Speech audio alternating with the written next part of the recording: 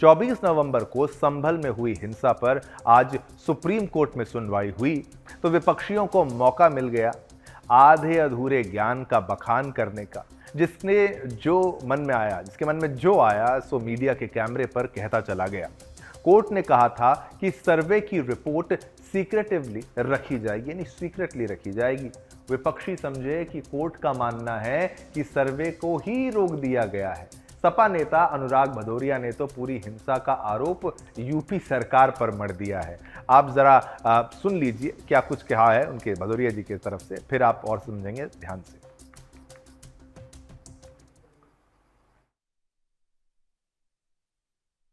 वो कहते हैं ना कि पढ़ने वाले भी आपके हैं, पढ़ाने वाले भी आपके हैं, अखबार भी आपका है, जो चाहे छाप दे, जो चाहे फैसला दे दे। ऐसा देश में कभी नहीं हुआ कि कोई मुकदमा दायर होता है, अगले दिन उस पर आदेश आ जाता है, सर्वे का आदेश हो जाता है और रिपोर्ट भी दाखिल हो गई, अब फैसला भी आ रहा है। तो आप समझ सकते हैं इतना आनन फानन में क्यों किया जा रहा है। शायद फैसला जो आप सोच रहे हैं वही होगा। समाजवादी पार्टी उलेमाओं के साथ और हमारे जो मस्जिद कमेटी के जो लोग हैं उनकी भावनाओं के साथ उनके साथ है। आनंद भदौरिया नेता सपा का उन्होंने ये कहा कि जहां बीजेपी हारती है, जहां बीजेपी हारती है वहां हिंसा कराती है। तो साहब ये वीडियो सबूत क्या झूठे हैं? जब आपको हम दिखाएंगे। सीसीटीवी फुटेजेस ये बता रही हैं कि पत्थर उठाने वाले के सिर पर टोपी थी या गले में भगवा गमछा, ये भी आपको जानना चाहिए। एक और भड़काऊ मौलाना हैं, एक और हैं जो खुद की इस कहानी का हीरो खुद को समझते हैं। नाम है उनका मौलाना तौकीर रजा। सुप्रीम कोर्ट की सुनवाई से पहले बोल पड़े कि मैं तो आज संभल जाकर रहूंगा। अब मौलाना तौकीर रजा ने क्या कहा वो भी आप सुन लीजिए, फिर आगे मैं आपको बताता हूं कहानी।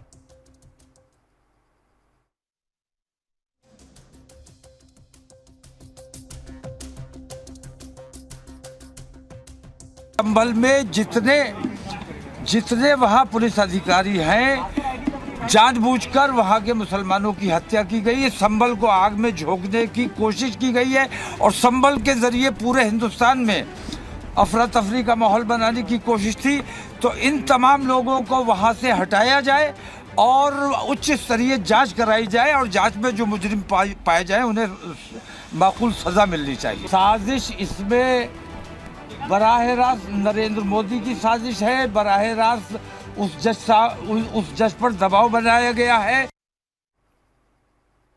पुलिस ने बरेली में ही इनको रोक दिया, बरेली से आगे नहीं जाने दिया। कारण है कि जिस भड़काऊ भाषण की शय पर हिंसा भड़की और 5 लोगों की मौत हो गई, वैसा ही रिस्क दोबारा से क्यों लिया जाए।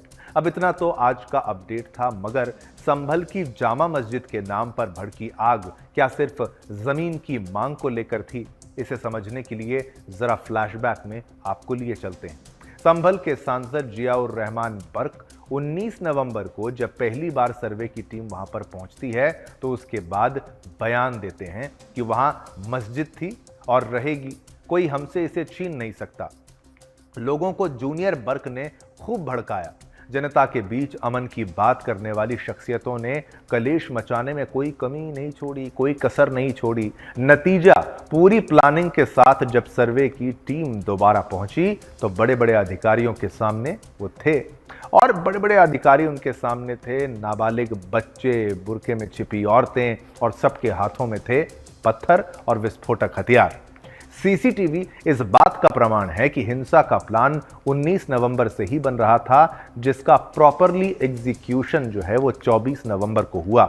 नतीजा, संभल हिंसा की आग में झोंक दिया गया। 5 लोगों की मौत हो गई। अब राजनेता कह रहे हैं कि मुसलमानों को पकड़ पकड़ कर मारा जा रहा है, वो भी आपको तस्वीरें दिखाएंगे। लेकिन मगर इसके पीछे जिहाद की वही पुरानी कहानी है कि मजहब की आड़ में काफिरों का सिर कलम कर दो। एक आध अपना जाता है तो जाने भी दो। रिपोर्ट्स दावा के साथ कह सकती हैं कि संभल में लगी आग के पीछे अलकायदा मॉड्यूल का पूरा हाथ है। लेकिन जिहादी प्लस आतंकी का जो फॉर्मूला चल रहा है वह शायद ये भूल चुके हैं कि ये योगी का यूपी है। यहाँ गुंडे, माफिया, जिहाद हो या आतंकी, किसी को भी बख्शा नहीं जाता है। यू जो है ये योगी का यूपी है। यहाँ मुजरिम को वीआईपी ट्रीटमेंट जो है वो नहीं दिया जाता है। अब सर्वे की रिपोर्ट को सीक्रेट रख लिया गया है। सुनवाई अब 8 जनवरी को भले ही होगी लेकिन कार्रवाई तो चलती रहेगी। तो कुर्सी की पेटी बांध लीजिए, क्योंकि योगी की पुलिस अब संभल के जिहादियों के इलाज के लिए पूरी तरह तैयार है। एक तस्वीर भी हम आपको दिखाने का प्रयास कर रहे थे मल्टी विंडो में, वो भी आपको एक बार फिर से दिखाने का प्रयास करेंगे। प्रतिक्रियाएं बहुत सारी आपके लिए हमने तैयार की हैं। हर खबर को पूरी बारीकी से आपको समझाएंगे, बिल्कुल एग्जाम से पहले की रिवीजन की तरह। इस खबर को भी जरा ध्यान से देखिए। क्या करे मुसलमान यार, घर में रहेगा तो दंगाई घुस के मारेंगे, बाहर निकलेगा तो पुलिस मारेगी। क्या करे मुसलमान, क्या हाल कर दिया देश में हमारा। देखिए, जहां तक मुझे मालूम है जियाउर रहमान बर्क उस दिन संभल के अंदर ही नहीं थे। वो भीड़ को कैसे भड़काते, ये मेरी बात समझ में नहीं आती। समस्या ये है कि जो पीड़ित पक्ष है उसका बयान हो पाएगा कि नहीं हो पाएगा। संभल में इतना आतंक पैदा किया जा रहा है अधिकारियों द्वारा, अगर मौजूदा अधिकारियों का वहां से ट्रांसफर कर दिया जाए फिर कमेटी आएगी तो सही बात सामने आएगी। आज को तो सभी अच्छी है। हमने आज का जो शुक्रवार है, जुमा का नमाज है, पिछले सप्ताह भी हमने शांति से निकला है, आज इस बार भी शांति से होगी। उसके लिए हमने सभी लोग से अपील किया है, पहले एकांका संभ्रांत लोग से, उनसे अपील करते हुए सभी लोगों ने हम लोग को वादा भी दिया है, उन्हें कंसर्न भी दिया, हम लोग शांति से निकलेंगे। आप अपना मस्जिद में नमाज पढ़ेंगे, कहीं दिक्कत नहीं आएगी। तो आप ये देखिए, ये ग्राफिक्स भी आपके लिए सुप्रीम कोर्ट का जो आदेश है निचली अदालत को भाई इलाहाबाद हाई कोर्ट की तरफ से प्रयागराज हाई कोर्ट को साफ तौर पर कहें अगली सुनवाई यहाँ चलेगी। भाई हाई कोर्ट में आप जाइए और स्थानीय कोर्ट जो है 8 जनवरी को अगली सुनवाई। तो निचली कोर्ट को आदेश दिया गया है। चलिए, ये खबर आपने समझी, ग्राफिक्स भी आपके लिए तैयार किए, प्रतिक्रियाएं भी आपको दिखाई, लेकिन जनमत की जो आत्मा है वो आपसे है, वो आपके पोल से है। तो पोल में आपने क्या वोट किया है? प्रश्न था, क्या संभल साजिश में है अलकायदा कनेक्शन? 90। एक बार इस पोल को हम हटाने का प्रयास करते हैं, फिर से आपको ये दिखाते हैं, जरा कोई टेक्निकल एरर होगा, इस पोल को हटाते हैं, फिर से आपको पोल दिखाएंगे। लेकिन आप ध्यान से सुनिए कि हमारे हर खबर पर एक पोल है और पोल में हमने आपसे प्रश्न पूछा, क्या संभल साजिश में है अलकायदा कनेक्शन? क्योंकि आप समझिए अलकायदा कनेक्शन नहीं तो क्या है, और कुछ ही पलों में आपके टेलीविजन स्क्रीन पर वो आएगा। इस बात को आपको समझना है कि भाई इसमें बाहरी ताकतें कितनी इन्वॉल्व थी।